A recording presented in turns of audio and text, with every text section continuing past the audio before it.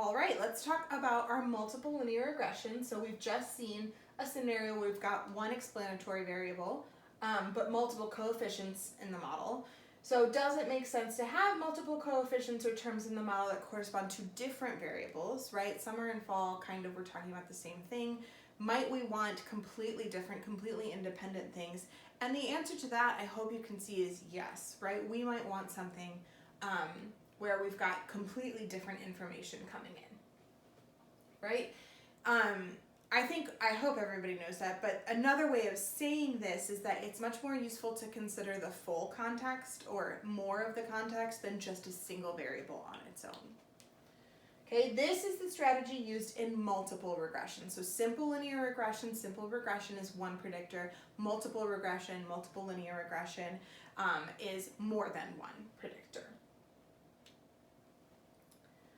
Okay, so a multiple linear regression model, we've said this a couple of times, it's a linear model with many predictors. Mathematically speaking, this is what it looks like. So we've got y plus beta 0 plus beta 1 x1 plus beta 2 x2. I think you guys have seen this already.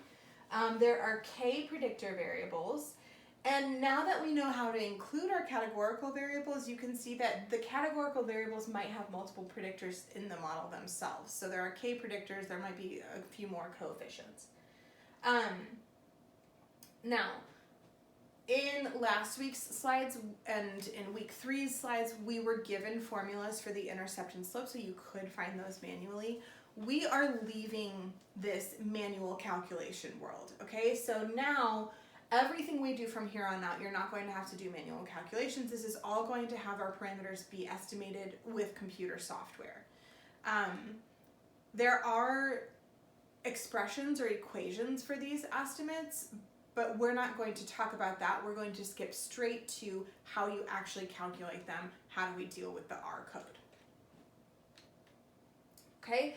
So the next model I want to consider is combining information about two different variables, and they're pretty much independent.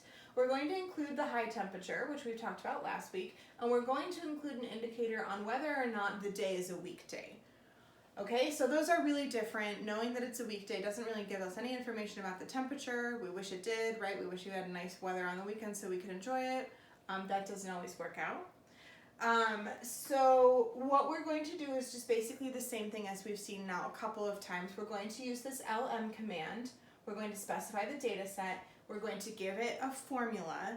And the formula is expanded just by adding a bunch of different variables, literally with the plus sign, right? We've got a plus sign plus weekday. This is on slide 16 if you're following along. Okay, we can print that output out and we can see a couple of different things. First of all, high temperature is still significant, so there's still a relationship between high temperature and the predicted number of rail trail users. Another way that we say this sometimes is that knowing the high temperature of the day significantly aids in predicting the number of rail trail users, right? If we know that high temperature, our guesses are going to be better and significantly better. Okay? We also see that weekday equals true, right? So it says weekday true, which isn't what showed up here. This means that this is the coefficient on true, which means that false, the thing that's not shown here, is the reference level. So if it's a weekday, we expect negative 51.55 people to be using the rail trail. So relative to a weekend, which is the baseline, we expect 52-ish fewer people to be on the rail trail. And I think that makes sense. We can see over here that that is also a significant variable, right? So we have two significant variables. They're feeding into this multiple linear regression model. Now, everything about simple linear regression that we've done can be done with multiple linear regression as well. So we can still predict the volume of riders on a different day, right? We can still use this expression. It's just that now you need to know both the high temperature for the day and whether or not the day was the weekend. Okay, you can still calculate residuals for given observations. Those residuals still exist. We can still interpret the parameters, right? We just add a little caveat. So in this slide, we could still interpret the slope on high temperature as for every 1 unit increase, for every 1 degree increase in high temperature, we expect 5.34 more people to be using the rail trail, all other things held equal. We just have to say that all other things held equal sentence at the end, phrase.